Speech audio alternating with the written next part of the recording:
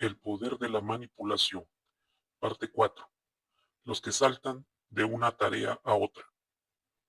Joel ha ocupado varios puestos en los últimos 3 años, todos dentro del mismo complejo industrial. Ha aumentado su control presupuestario desde 0 hasta $5 millones y se ha encargado de una amplia reestructuración organizativa. Jones. Elliot Richardson es la única persona que conozco que ha cambiado de tarea más veces que usted. ¿Qué ventaja obtiene usted con estos cambios? Joel. Comprender mejor a la organización para la que trabajo. Jones. ¿Ayuda eso a la organización? Joel. No inmediatamente, quizá, pero creo que lo que ayuda a mí ayuda también a la organización. Jones. ¿Podría explicarme ese punto más ampliamente? Joel. Estoy aprendiendo a manejar el poder. Cualquier cosa que aprenda sobre el control hará que se me aprecie más como gerente. Mi destreza beneficiará a la compañía. Jones. Entonces, ¿se siente usted comprometido con esta compañía?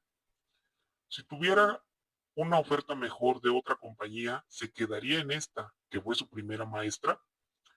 Joel. Probablemente no.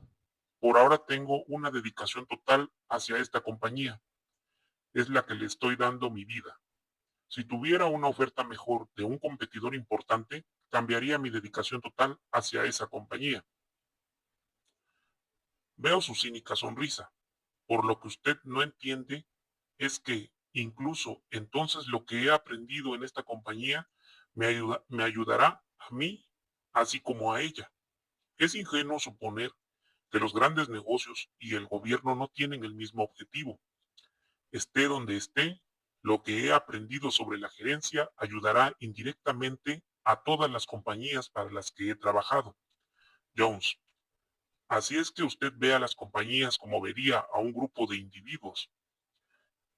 Ve que son competitivos, pero también interdependientes. ¿Estoy en lo cierto? Joel. Sí, creo que es una buena forma de ver a las organizaciones. Cualquier compañía admira a la gente que puede entender mejor su complejidad y negociar dentro de ella. Jones. ¿Diría usted que su provecho personal es su principal objetivo? Joel. ¿No es así con todo el mundo? Haría cualquier cosa que se me permitiera para obtener más poder. Jones. Al cambiar de un puesto a otro durante estos últimos años, ¿ha encontrado que la mayoría de la gente tiene la misma motivación? Joel.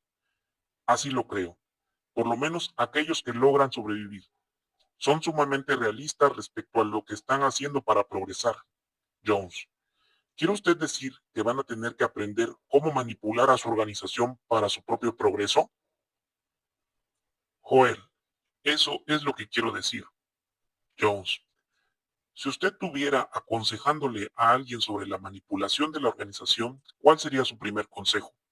Joel, aprender tanto como sean capaces sobre la ubicación real del poder y luchar para conseguir la mayor parte posible lo más pronto que puedan. Cuando comencé aquí, todos describían mi trabajo como un puesto administrativo sin importancia y sin futuro. La gente que lo había tenido antes se había jubilado. Eso no me molestaba, porque vi de inmediato que mi oficina me pondría en contacto directamente con la gente que tomaba las decisiones presupuestales. Tomé el control del personal y del presupuesto e hice un programa importante de una cosa estancada. Convoqué nuevos comités y reestructuré todo el plan. Jones, ¿mejoró eso el programa? Joel, no. El programa era adecuado como estaba, pero ciertamente mejoró mi carrera. Asistí a todas las asambleas nacionales que me fue posible y conocí ejecutivos que podrían enseñarme cómo jugar con el poder. Tomé de ellos una idea sobre otro programa y lo sugerí. Me dieron su aprobación y me convertí en gerente de un nuevo departamento. Reuní a todos los que, según sabía, estaban más hambrientos que yo y los puse a trabajar para que los informes de mi departamento reflejaran nuestro gran éxito. Repartiendo mendrugos presupuestarios llegué a crear mucha buena voluntad. Entonces mis antiguos amigos vieron que yo era hábil para sacar ventajas y decidieron usarme como su joven testaferro para obtener fondos federales. Usé los acostumbrados argumentos liberales y comencé a circular por Washington como cabildero y recolector de fondos. Mientras tanto, vi que el único camino para estar permanentemente en el poder era tener un gran presupuesto propio. Cuando regresé a mi oficina, elaboré un plan de reorganización que me produjo pequeños presupuestos que habían sido manejados por otros. Ellos no se enteraron de que sus presupuestos habían volado hasta que yo empecé a firmar cheques en sus cuentas. Jones, entonces usted no cree que debe mantener la buena voluntad de todos sus asociados? Joel, solo de aquellos cuya ayuda necesito. Es ridículo pensar que la gente a quien se le quita su presupuesto por medio de la manipulación va a amarlo a uno. Pero uno le otorga el control a quien se someta, y este agradecido también. A los demás los tienes uno a raya y hablándoles de su incompetencia, de su amargura y su egoísmo. Eso es lo que aprendió por medio de la observación y me ha dado resultado. Jones, ¿qué ve usted en su futuro? Joel, disfruto lo que hago ahora. Espero llegar a colocarme en un puesto dentro de la Junta del Consejo para poder tener voz y voto sobre la forma en que se maneja la compañía. Jones, ¿cree usted saber hacia dónde debe de ir la compañía? Joel, creo saber tanto como cualquier otro, y no soy tan tonto como algunos de los vejestorios que he desplumado. No creo que haya ningún destino corporativo determinado. Lo haré de maravilla, porque sé que los negocios del país son simplemente reflejo del país mismo.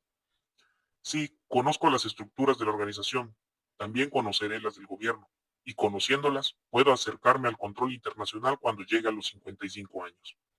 Jones, ese es un sueño considerable. ¿Cree usted realmente que la manipulación de las organizaciones dirige el mundo?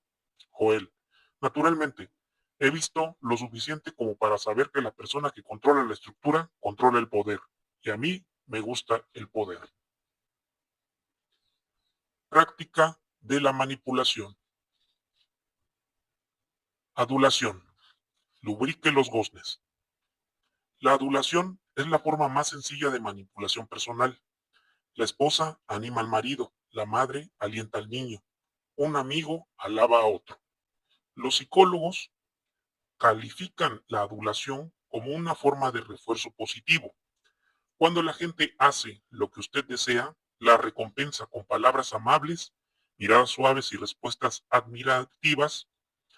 El refuerzo positivo puede ser usado a cualquier nivel. Al desarrollar habilidad con la adulación, usted puede sentir cuánto esfuerzo debe darle a la gente para mantenerla en el equilibrio correcto. La regla general es que cuando más insegura esté la gente de sí misma o de su puesto, más refuerzo puede absorber. Las secretarias principiantes, por ejemplo, trabajan mejor con unas pocas palabras de alabanza después de cada tarea. Un ejecutivo me dijo que había duplicado el rendimiento diario de su secretaria cuando comenzó conscientemente a alabar su velocidad y eficiencia. Cualquiera que sea el nombre que le dé, levantar la moral, animar o engatusar, la adulación produce buena voluntad. Sin embargo, para que sea un instrumento eficaz de manipulación, tiene que estar controlada conscientemente. No puede convertirse en una respuesta automática para cualquier situación. La adulación, como todos los instrumentos poderosos, hace daño al que la emplea si éste no tiene cuidado. La gente que prodiga cumplidos al azar pronto se gana el calificativo de insincero y ya no le creen nada de lo que dice. Inyecte el lubricante. Para tener éxito como adulador, debe medir sus dosis con tal exactitud que quienes la reciben lo alaben por su percepción y probidad. Administre la próxima inyección cuando vea que el paciente empieza a desinflarse. Entonces inyecte una inesperada expresión de sorpresa que le haga sentir a él correr la sangre por las venas. He observado a muchos hábiles aduladores y he descubierto que su estrategia consiste en 3 pasos relativamente intrincados. Con la práctica, los buenos aduladores aprenden a reconocer los síntomas de sobredosis y se vuelven inactivos mientras esperan una ocasión más apropiada para continuar su trabajo de lubricación. Paso número 1. Establecer la dosis. Los tres tipos de personalidad discutidos en el capítulo sobre manipulación personal, realista, cínico e idealista, requieren muy diferentes dosis de adulación. Los cínicos necesitan las dosis más altas, porque están hondamente afectados por dudas sobre sí mismos. Su universo es amargo y quizá nunca han recibido suficiente amor. Usted debe administrar su adulación en cantidades pequeñas y frecuentes y aumentarla gradualmente hasta que obtenga alguna reacción positiva. Oh, no diga tonterías. Oh, ¿le crees realmente? Entonces disminuya de momento la dosis, pero conserve a mano la jeringa. Los realistas requieren solo dosis moderadas. Su sospecha sobre el mundo los hace alertas a la posibilidad de adulación. Por esta razón, las técnicas especiales, tales como la adulación a la inversa, que se discutirán más adelante en este capítulo, son especialmente apropiadas para ellos, puesto que los realistas son alérgicos algunas veces. La primera dosis puede ser fatal para las futuras relaciones de adulación si no se administra con cautela. Una vez que los realistas han identificado la medicina que usa usted, la rechazarán en el futuro. Los idealistas, como son espíritus sensibles, requieren solo una ligera medicación. Unos pocos miligramos de suave adulación los conserva animados por una semana. Como tienen una opinión tan alta de sí mismos y del mundo, solo se requieren unas pocas palabras amables para reforzar lo que ya saben, que ellos y el mundo están a punto de convertirse en lo que merecen ser, o sea, perfectos en todos los sentidos. Cualquiera que sea el tipo de personalidad, la dosis adecuada hará revivir al que la reciba.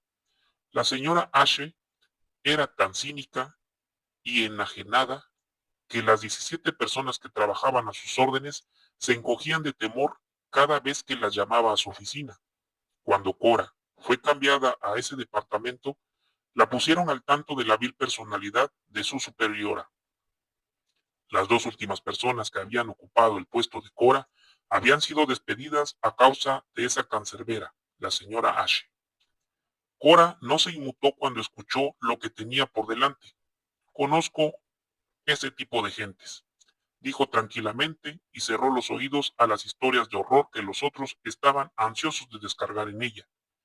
Dándose cuenta de que la señora Ashe era una mujer de carrera que se había abierto paso en una sociedad predominantemente masculina. Cora sintió de inmediato simpatía hacia ella por los sacrificios que esa mujer había tenido que realizar para hacer su carrera. No era sorprendente que fuera amargamente cínica. Cora comenzó su adulación manipulante en la mejor forma posible. Se identificó con la señora Ashe y honradamente vio el mundo desde su punto de vista. En esa forma adquirió sentido de la dosis de adulación apropiada. La primera vez que la señora Ashe estrelló contra ella, Cora reaccionó estallándose también y salió bruscamente de la oficina de la señora Ashe. Esperó fuera unos minutos, controló sus emociones y entró nuevamente. Le contó a la señora Ashe una historia sobre la tensión que le producía moverse en un mundo dominado por los hombres. Era muy natural que las mujeres reaccionaran en forma hiriente. Lo que Cora admiró desde un principio en la señora Ashe era que no permitió que las malas cualidades de los hombres mancillaran sus relaciones. Eso es verdad, dijo la señora Ashe, totalmente reconocida. Probablemente ha dejado que la brutalidad masculina me afecte a través de los años, como le pasó a usted esta mañana. Eso es inevitable en nuestro trabajo, pero podemos ser eficientes sin absorber las debilidades de los hombres. Yo la ayudaré en todo lo que pueda. A partir de ese momento, la señora Ashe y Cora dirigieron la oficina. Cosa extraña, la continua adulación de Cora, de que las mujeres podían hacer el trabajo mejor que los hombres y más amablemente, hizo que las condiciones de trabajo fueran más agradables para todos. En la fiesta de Navidad, la señora Ashe se sentó rebosadamente de alegría en medio de sus joviales empleados. Antes siempre había despreciado las fiestas. No sé qué le ha sucedido a la señora Ashe durante el último año, le dijo alguien a Cora. Cora demostró tener el buen sentido de todos los buenos aduladores cuando se les ofrece una oportunidad para lucirse. Yo tampoco lo sé, contestó, pero siempre me ha agradado mucho trabajar para ella. La dosis de Cora tuvo éxito, porque la seleccionó cuidadosamente y la administró en secreto. Paso número 2. Vigilar al paciente. Establecer las dosis adecuadas es solo parte del trabajo de adulación. Los aduladores deben estar disponibles las 24 horas, deben vigilar al paciente y permanecer alertas a los cambios. El paciente, bien adaptado, presenta problemas diferentes del que no lo está. Después de la fiesta de Navidad, Cora tuvo que adaptar sus costumbres de adulación. Cualquier alusión que hiciera a la difícil situación de las mujeres en los negocios le recordaría a la señora Ashe sus años de infelicidad y la volvería rápidamente en contra de Cora. El potencial de la señora Ashe para el cinismo permaneció en su personalidad, haciéndola sospechar que los que pudieran arrojarla de nuevo a su estado de ánimo depresivo. Al primer signo de cambio, Cora abandonó su antiguo medicamento y encontró uno nuevo. Para la señora Ashe, el año nuevo trajo también una nueva Cora. En la siguiente etapa de su relación, Cora fue ligeramente menos decidida en su adulación. Ahora que ya se habían hecho los ajustes sociales, Cora pudo realizar sus tareas y adular a la señora Ashe con solo una mirada de admiración ocasional o una palabra amable. Una expresión de gratitud fue la dosis mínima que mantuvo a la señora Ashe y a Cora en términos amistosos. Los aduladores siempre deben cuidarse de no administrar sobredosis. Gran parte de la adulación eficaz consiste en una callada observación. Como se verá en el siguiente capítulo, su principal deber es observar a sus pacientes, escuchando lo que dicen y lo que otros dicen sobre ellos. Aprenderán cuándo dar refuerzos y cuándo permanecer pasivamente en la retaguardia. A la mayoría de la gente le agrada recibir cualquier atención, pero no les gusta sentirse supervisados u opacados. Dele solo la atención suficiente para lograr el nivel de adulación que usted necesita. En esa forma puede estar seguro de que los goznes estén bien lubricados, que es el propósito de la adulación para los manipuladores. Paso número 3. Hacer que actúe el paciente. Una vez que usted ha dominado los primeros dos pasos en el arte de la adulación, está listo para hacer que aparezcan patrones de comportamiento que están latentes dentro de su paciente. Los alumnos de una clase de psicología emplearon adulación silenciosa durante un semestre para hacer que su profesor pasara la mayoría del tiempo caminando con la mano metida en la frente de la camisa. Por medio de una señal acordada, se inclinaban hacia adelante y escuchaban con más atención cada vez que el profesor se ponía la mano en el pecho.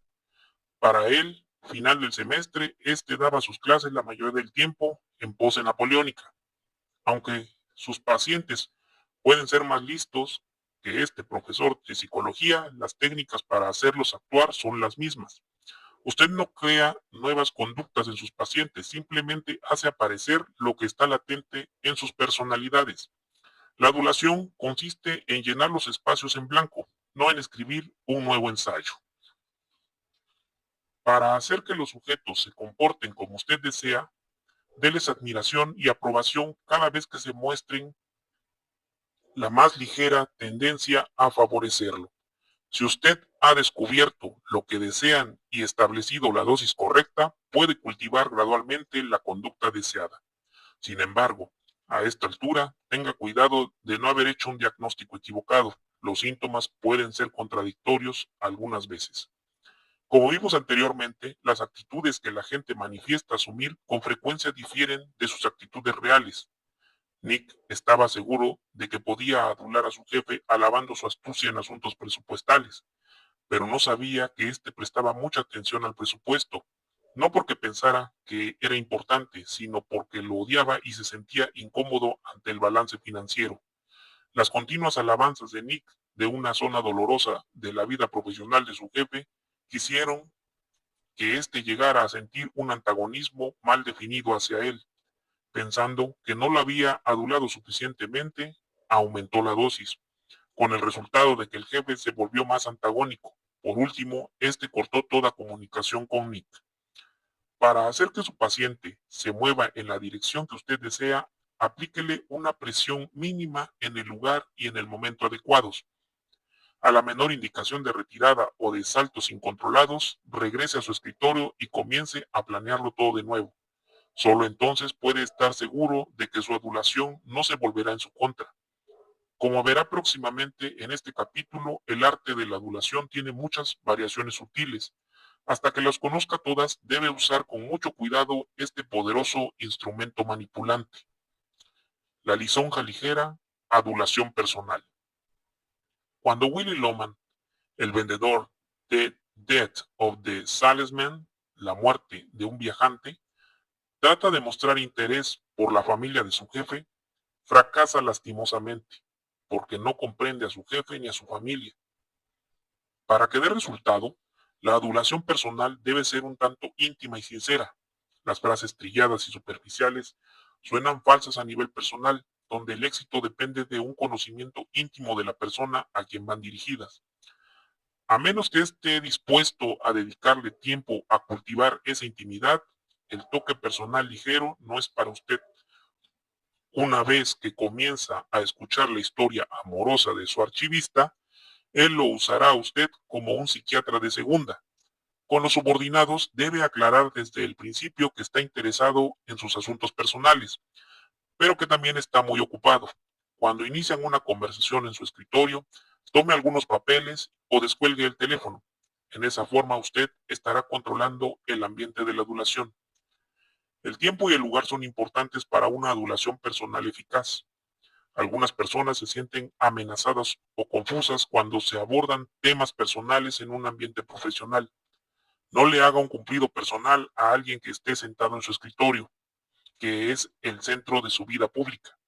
Los terrenos neutrales como vestíbulos, elevadores y tocadores son buenos, lugares para aplicar un rápido toque personal. Las cafeterías, dulcerías y barberías son apropiadas para lisonjas más prolongadas. En esas ocasiones, cuando el sujeto se mueve dentro de un mundo personal y el público, usted puede servir como una útil figura de transición, haciéndole más agradable el cambio de la casa a la oficina o viceversa. Los aduladores experimentados recogen mentalmente datos para usarlos en un tiempo y lugar apropiados. Los menos experimentados recurren a anotar en tarjetas los nombres y edades de los cónyuges, hijos, madres, enfermas. Si usted no se interesa lo suficiente en sus sujetos como para estar al corriente de sus vidas privadas, es preferible que no intente usar la lisonja personal. Puede destruir la buena voluntad que haya conseguido preguntando por un hijo que ha estado tomando drogas o por una esposa que se escapó con el guía turístico el verano pasado. No es necesario que restrinja sus intereses a asuntos agradables. A la gente le gusta hablar tanto de sus problemas como de sus éxitos. Cuando escuche a su manipulado relatarle una historia lastimosa, sea compasivo pero objetivo. No condene a ninguna persona involucrada, incluso si su narrador muestra odio por su esposo o por su suegra. La esposa fugitiva puede regresar mañana y usted no quiere ser recordado como uno de los que la difamaron. En la adulación terapéutica de esta clase, su papel es proporcionar ejemplos alentadores. Las esposas de otros 3 ejecutivos los han abandonado y miren los felices resultados. La sociedad es responsable del drogadicto y vea cuántos chicos han experimentado las drogas y ahora se han enderezado y trabajan en bancos y en industrias. Uno no puede apresurar la relación que prepara el camino para la adulación personal. Las personas que son objeto de su adulación deben pensar que ellas han iniciado la comunicación que les permite abrirse y hacer alardes ante usted. Su actitud podría calificarse de enérgica reticencia. Usted está allí, disponible, pero no ansiosamente interesado al principio. Quizá usted siembre una semilla de historia de su vida personal. Si la persona objeto de su adulación responde en forma positiva, vuelva con la misma idea después. Supongamos que usted menciona que va a jugar boliche después de trabajar. Recibe una mirada inexpresiva o una sonrisa artificial y ya nunca mencione el boliche de nuevo. Si le contestan, yo también juego boliche, usted saca a relucir su puntuación la próxima vez que vea a su manipulado. Cuando el sujeto comienza a relatar su puntuación, en dónde juega y qué clase de bola usa, usted ha abierto el terreno personal para fines de adulación. La misma técnica funciona para la adulación familiar. Usted menciona la enfermedad de su esposa y le responden con un asentimiento carente de interés, o por el contrario, con un diagnóstico completo adquirido en la experiencia personal por esposas enfermas. Los ejecutivos de más edad con frecuencia disfrutan reviviendo su juventud por medio de sus asociados más jóvenes. Pueden estar ansiosos de oír sobre el embarazo de su mujer, su amenaza de aborto o su deseo de trabajar fuera de la casa. Un viejo que ha tenido tanto éxito que ya no tiene tiempo para ir de pesca le relatará cada detalle de un viaje de pesca que hizo hace 20 años. Dele a esas personas solo lo suficiente de su experiencia personal para iniciar una respuesta. Los aduladores hábiles no se embarran la mantequilla en las mangas. Usted está expresando el amor de su sujeto por sí mismo, no expresando el de usted. Si usted conserva con firmeza su propósito en mente, la persona adulada regresará en busca de otra pequeña ración de lisonjas. Ya sea que usted escuche o que hable, nadie se sacia de recibir atención personal.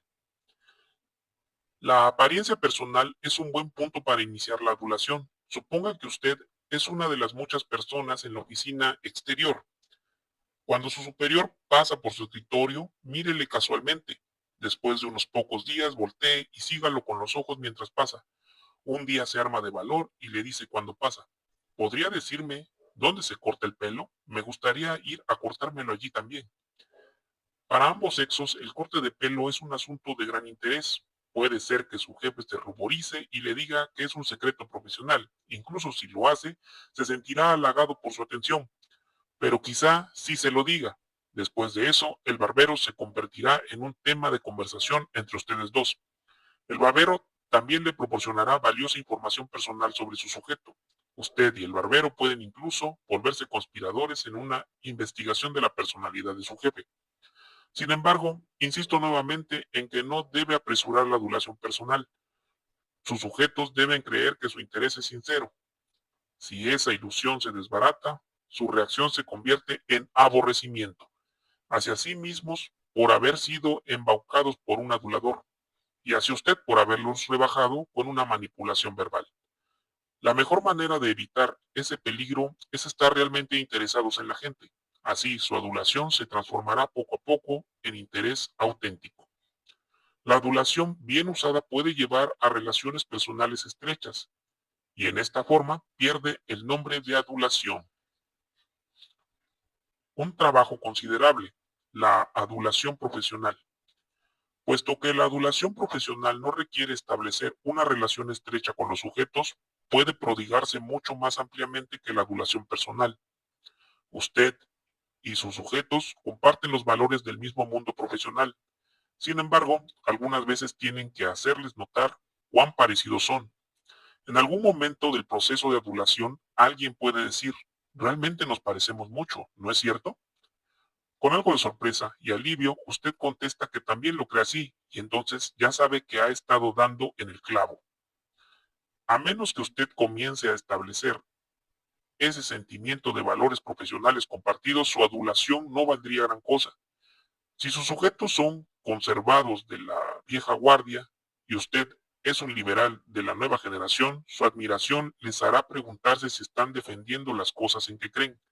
Estudie sus objetivos profesionales y refléjelos. Recuerde, sin embargo, que lo que sus sujetos manifiestan profesionalmente y lo que en realidad creen pueden ser dos cosas distintas.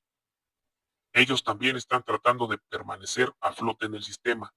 De la misma manera que usted trata de influirlos, ellos pueden estar adulando a alguien más. Usted puede averiguar cuáles son las verdaderas creencias de sus sujetos, en posición a las que profesan públicamente, por los periódicos que leen, sus articulistas favoritos y los programas de televisión que ven.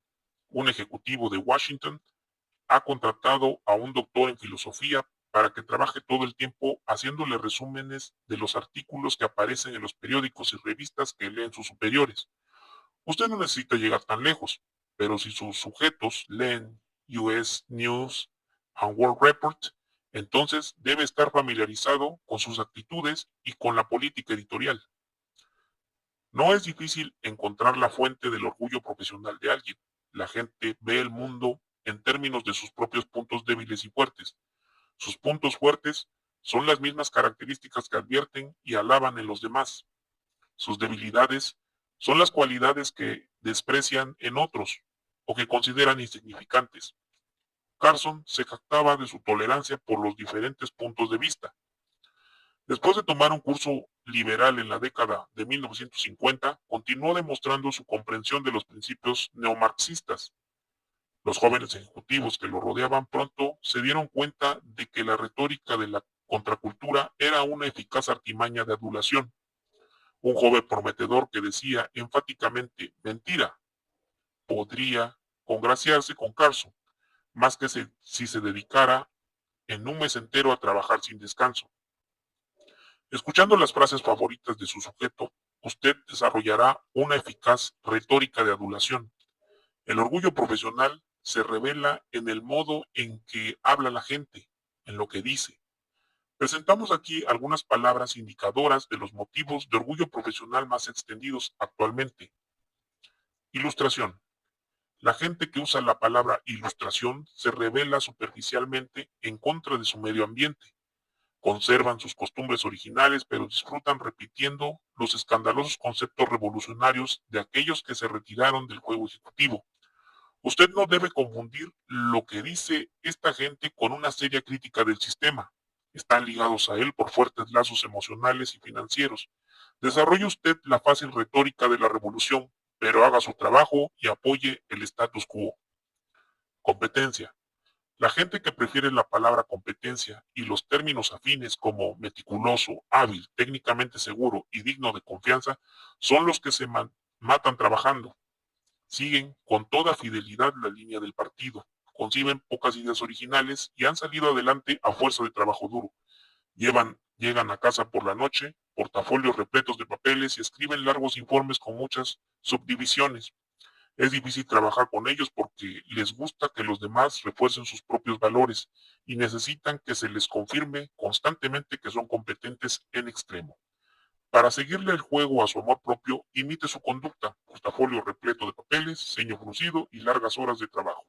Pero de vez en cuando introduzca en la conversación una idea que pase a través del papeleo burocrático y le dé vida y fuego al trabajo monótono. Trate esa idea, el momento de lucidez, como si viniera de ellos. Nunca exhiba la originalidad como suya. Deje que su desbordante creatividad riega anónimamente sus almas resecas. Luego alábelos por su creativa competencia, por su asombrosa combinación de esfuerzo y auténtica originalidad. Astucia. Los que usan el término astucia frecuentemente se ven a sí mismos como obstinados realistas. Son fáciles de manejar porque son los más crédulos. Bravuconean, despotrican, golpean la mesa, pero se desbaratan con una historia triste. Tienen una vena sentimental muy amplia, puesto que la realidad es tan compleja, no tienen una norma constante y se dejarán llevar por el enfoque subjetivo del mundo que usted les presente. Deles una fuerte dosis de refuerzo. Admire la fuerza de su carácter y su lealtad sin concesiones a la experiencia práctica. Y juegue con ellos con el cebo emocional que anhelan. Los realistas, que en ocasiones tienen menos preparación que los otros ejecutivos de su mismo nivel, tratan de esconder su inseguridad cuando están entre teóricos y pensadores abstractos, haciendo hincapié en la importancia de lo práctico. Denles la razón, pídales consejo y anímelos a generalizar y a filosofar. Como hemos visto, la gente atada a lo concreto gusta de las generalizaciones amplias y no comprobadas. Superación y sentido de responsabilidad. Los tipos acicalados con aire de superioridad y mucho aplomo hacen hincapié en la necesidad de superarse y de tener sentido de responsabilidad. Establecen procesos evaluativos para descartar a la gente inútil. Obviamente no piensan que pueden ser uno de ellos, o si lo hacen, creen que hablando a prisa y uniéndose al equipo pueden establecer un procedimiento evaluativo que a buen seguro les pondrá al frente de todos. Con este tipo de gente, usted debe participar en el juego de la presuntuosidad. Hágale saber que tiene criterios muy altos y muéstreles que no transige con la mediocridad. debido a su pulcritud. Necesitan que se les tranquilice casi constantemente. Su universo egocéntrico no puede tolerar la menor insinuación de que no son perfectos. Son el único grupo con una capacidad infinita para recibir adulación. No importa cuánto exageres sobre su superioridad profesional, ellos nunca sospecharán que no lo cree así. Usted solo dice lo que ellos creen. Cualquier reserva de su parte sería tomada como un respaldo a medias. Para los amantes de la superación, haga una actuación especialmente cargada. Creatividad. La gente que odia el trabajo detallado, que gusta de pintar con brocha gorda, desea ser conocida por su creatividad. También necesita que se les admire por ser unas buenas personas. Pueden ser manipulados alabando sus estrambóticos planes. Se ven a sí mismos como los joviales contrincantes de la monotonía. Su misión es dar nueva luz al sistema establecido. A diferencia de los perfeccionistas, los creativos no están tan seguros de estar en lo cierto. Las gráficas y las tablas estadísticas los intimidan. En los primeros lugares de sus prioridades están las relaciones personales que oscurecen las responsabilidades profesionales. Uno de los términos favoritos es ser humano. Dígales que son auténticos seres humanos y se sentirán realizados. Estos tipos creativos son rebeldes, disidentes, tienen que ser manejados con cuidado porque son emocionales y guardan rencor fácilmente. Uno no puede confiar en ellos porque su lealtad fluctúa según su estado de ánimo. Pueden volverse contra usted incluso mientras los adula, porque los vientos de su subjetividad creadora los ha hecho volverse repentinamente en otra dirección. Colegiado. Esta palabra, que ahora se oye frecuentemente en los círculos más selectos, indica una mente bestial propia de las masas, derivada de la palabra colega. Se refería originalmente a la comunidad profesional. En la forma en que se usa ahora por aquellos de tendencias anticreativas y autoritarias, ha llegado a significar conformidad con mi modo de pensar. Los que usan esta palabra son dictadores que no toleran ninguna desviación de la rectitud absoluta. Son tipos inseguros que se encogen de miedo cuando se enfrenta uno con ellos. Son los más difíciles de adular porque se requiere un fuerte estómago para soportar su arrogancia profesional, puesto que desean la conformidad. El único recurso que le queda a usted es hacer que sus acciones estén de acuerdo con su plan del universo. Desprecian cualquier autoridad, excepto la suya propia, y chorrean rabia despreciativa por la incompetencia de sus superiores. A menos que sea usted miembro de su sociedad de la admiración mutua, tendrá que portarse servilmente frotándole las manos y sonriendo. Por lo general es más prudente ensayar con esta gente otra forma de manipulación porque resulta muy desagradable adularlos. Con todos estos grupos, el orgullo es la clave de la adulación. La gente que no tiene orgullo profesional resiste cualquier lisonja, pero la mayoría de la gente está orgullosa de algún aspecto de su trabajo, aunque sea del poco esfuerzo que les toma salir del paso. Entonces, por medio de su lenguaje, usted puede encontrar la manera correcta de administrarles profusamente la adulación profesional. Solo asegúrese de no caer en la exageración. Racione la adulación. Al aprender más sobre los usos de la manipulación de los halagos, usted comienza a verla como un proyecto a largo plazo, aunque puede permitir que su instinto natural para adular se encargue de hacerlo. Puede siempre tener un propósito definido, control de la persona adulada. No simplemente en el momento de la adulación, sino durante toda la relación. Uno debe racionar sus halagos durante largo tiempo. Lowell era un adulador tan hábil que sus compañeros de trabajo podían reconocer y nombrar sus técnicas. Actuaba tan sistemáticamente que sus amigos lo llamaban con admiración en la voz el hipócrita de la regla del cálculo. Lowell comenzó por evaluar la influencia que un sujeto podría tener en su carrera. Luego analizó las diversas formas para acercársele física y emocionalmente. Cuando ya había establecido con firmeza esta proximidad, Lowell creó una relación referida de manera directa, en complejidad, al beneficio que podría proporcionarle la persona adulada. No aduló solo a una persona a la vez, sino que hizo un intrincado tejido de adulaciones. Rara vez alababa directamente a alguien. Le decía a un sujeto cuánto había respetado la conducta de otro en un comité. En esta forma, la adulación transmitida por otras personas tomaba un aura de veracidad. La implicación era que Lowell era tan recto que no podía congraciarse en la forma que hacían los otros.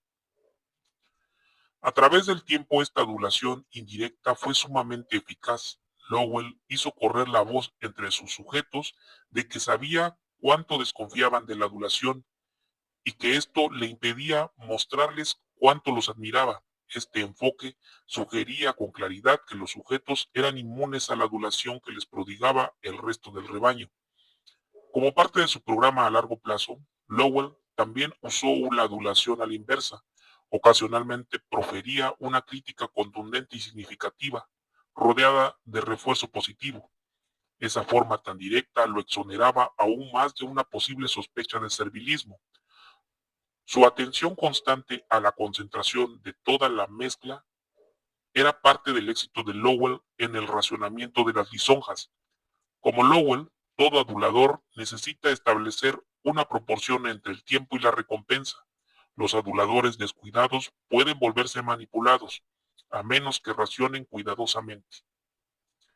Si usted holgazanea ante una taza de café, dándose el lujo de que lo distraigan de su trabajo con charlas sobre asuntos familiares, no está usando su tiempo ni sus relaciones eficazmente. Los celos son el mayor peligro en la relación de adulación. Un adulador diestro se abstiene de alabar a alguien públicamente, no solo porque es de mal gusto, sino también porque puede despertar celos entre los que reciben la adulación. La sensibilidad respecto a las relaciones le ayudará a suprimir los celos que pueden surgir entre los lisonjeados. Los celos, una vez reconocidos, pueden volverse parte del juego de la adulación. Jake deseaba adular al señor Stone para mejorar su relación.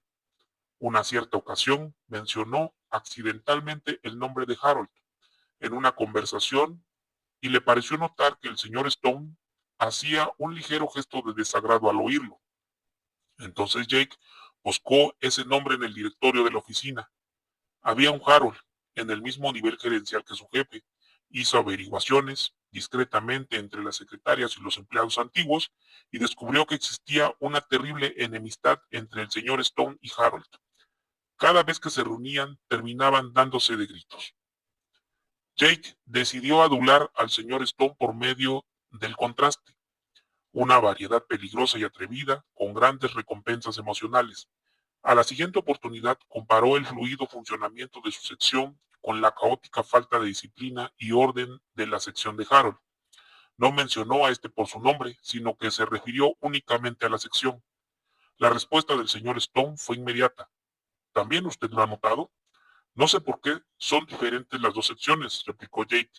Solo puedo suponer que se trata de las personalidades de los dos gerentes. Exactamente. Entonces el señor Stone se desahogó contestándole sus problemas con la sección de Harold. Tuvo razón Jake al pensar que se trataba de eso. Después de este intercambio inicial de opiniones, Jake se volvió un apoyo constante para el señor Stone. Juntos criticaban mordazmente las acciones de Harold. Jake contribuyó con nuevas y sabrosas anécdotas sobre la incompetencia de Harold y la abundante colección del señor Stone. Este lazo de odio común, una de las uniones más fuertes de los círculos gerenciales, hizo que Jake ascendiera por la escalera ejecutiva. Como puede verse, la adulación se construye con el odio tan fácilmente como con el amor a uno mismo. Otro peligro de la adulación, y una consecuencia casi inevitable, es la repugnancia. En algún momento determinado, los aduladores se llenan de repugnancia por sí mismos y por la gente que adulan. Desprecian al sujeto por engullir todas las cosas dulces que le ofrecen. Cuando llegan esos momentos difíciles, el único remedio es una evaluación realista de la necesidad. La mayoría de las relaciones de negocios son secas y poco satisfactorias. La adulación es un lubricante que mantiene en movimiento la maquinaria burocrática. Sin adulación, numerosos ejecutivos podrían venirse abajo con el peso de la tensión y la duda de sí mismos. El adulador Es un benefactor de la humanidad que difunde aplomo y confianza entre los incompetentes y los estúpidos. Si ese refuerzo positivo no ayuda, los aduladores siempre tienen el recurso de poder ir a casa a lavarse el lubricante que tienen en la garganta con una botella de whisky. Si ese limpiador no da resultado, los aduladores pueden pasar por una sesión de realidad, hablando con sus cónyuges y familiares y diciéndoles con toda franqueza cómo se sienten en realidad. Al maldecir mentalmente al sujeto de la adulación, los aduladores pueden retener la suave y afable sonrisa que cuesta tanto trabajo mantener en público. Kevin, el rey de los aduladores. Kevin pasaba por una situación difícil debido a que tenía tres jefes. Le rendía cuentas al presidente, pero también era subordinado del vicepresidente y de un funcionario fiscal ejecutivo. Los tres tenían personalidades totalmente diferentes. El presidente era conservador, intolerante, sin pulir. El vicepresidente era pulido, bien educado, progresivo. El funcionario fiscal simplemente deseaba que sus cuentas estuvieran correctas. Jones, ¿cree usted que la adulación es un instrumento útil en la gerencia ejecutiva? Kevin, indudablemente, uno de los mejores. Jones, con tantas personas a quienes rendir cuentas, ¿cómo mantiene una pauta constante de adulación entre ellas? Kevin, eso es parte de la diversión. Durante 3 años he logrado que estos tres sujetos hagan precisamente lo que yo quiero. Jones, con adulación, precisamente. Cuando hablo con cada uno de ellos me pongo en su lugar. Puedo hacer eso porque los conozco muy bien. El presidente me consiguió un lugar en su club y vamos allí con nuestras esposas. Él bebe mucho y habla libremente. Con el vicepresidente conseguí boletos para los conciertos de la Sinfónica y al funcionario del presupuesto lo veo en el trabajo todos los días. Así es que, como ustedes saben, tengo oportunidades de estar solo con cada uno de ellos. Es importante verlos solos en momentos que se puedan programar. En esa forma se pueden hacer planes con anticipación. Jones, pero no siempre ha sido así. Antes de tener una razón para verlos previamente, ¿cómo se las arreglaba? Kevin, siempre tenía un presentimiento cuando era necesario que hablara con uno de ellos. Me mantuve en estrecho contacto con sus secretarias para poder enterarme cuando había una crisis. Entonces pasaba a verlos con un artículo que creía que les gustaría leer o con alguna información que había tenido en mente comunicarles. No me convertí en una peste, sino que era un rostro que les agradaba ver y en el que tenían confianza. Les traía el aplomo que necesitaban cuando las cosas se ponían feas. Esa es la forma en que me relacioné con ellos. Jones. Pero son tan diferentes, ¿cómo puede ponerse de acuerdo con los tres? Kevin. Advertí de inmediato que había una lucha por el poder entre el presidente y el vicepresidente y le seguí el juego. Pasaba mucho tiempo diciéndole al presidente lo peligroso que era tener cerca de uno personas que no creían en los antiguos valores. Luego iba con el vicepresidente y después de escucharlo, lo compadecía por tener que trabajar con un tipo chapado a la antigua. El funcionario del presupuesto estaba en medio de ellos, naturalmente lo mismo que yo. Me agradecía cualquier chisme que le trajera de los otros dos. Todo lo que deseaba era paz. Jones. Pero los otros dos no cambiaban impresiones sobre usted. Kevin, seguro. El presidente suponía naturalmente que yo tenía que llevarme bien con el vicepresidente. Con este último sucedía lo mismo. Cuando le decía a uno de ellos cómo gobernaba, yo al otro se reía una y otra vez. Los dos reíamos juntos. Cada uno de ellos sabía que yo tenía que guardar las apariencias con el otro y que yo compartía la información obtenida cuando estaba con el otro. En esa forma llegaron a utilizarme como un enlace cuando deseaban transmitir información. Algunas veces le decía a uno de ellos, me dice eso porque quiere que lo sepa o porque quiere que vaya yo a contarlo. Esto ocasionaba que nos riéramos nuevamente. Jones, ¿y qué espera obtener con una traición tan obvia? Kevin, ascensos, aumento de sueldo, preferencias de todas las clases. Estos hombres se odian entre sí y el funcionario fiscal está asustado todo el tiempo. Sin embargo, yo estoy a salvo. Gane quien gane, yo voy a estar en primera fila. Si corren al vicepresidente, puede que yo ocupe su lugar. El presidente me estima. Si pudiera encontrar la forma de hacerlo, montaría una campaña para difamar al vicepresidente y hacerlo salir de la oficina. Pero todavía no estoy suficientemente seguro. Así es que me arrimo a él en los conciertos. Jones, ¿aprueba su esposa la actitud que tiene usted hacia su trabajo? Kevin, por supuesto.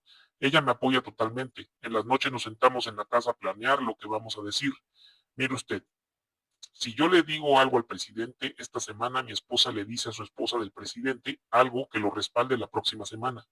En esta forma, suena como una antigua verdad, en especial si es sobre lo astutamente que ha cortado el viejo alguna innovación en flor. Luego ambos lamentamos con el vicepresidente y con su esposa lo pesados que son los otros dos. Mi esposa es una valiosa reforzadora de la adulación. James, ¿no se siente usted asqueado alguna vez por su duplicidad? Kevin, sí, eso nos pasa a mi esposa y a mí. Yo llego a casa lleno de bilis después de las cosas que tengo que decir, pero comenzamos a hablar sobre lo engreídos y estúpidos que son los tipos que se creen todos esos embustes y pronto me siento bien de nuevo. De todos modos, hemos ganado tanto que no nos importa sentirnos sucios. Uno puede ser sucio y no tener éxito, o ser sucio y tener éxito. Jones, no me ha dicho una gran cosa sobre el funcionario fiscal. Kevin, ese es probablemente el más fácil de adular. Es tan asustado que todo lo que tengo que decirle para que me estime durante el año es que el presidente dijo algo bueno sobre su departamento.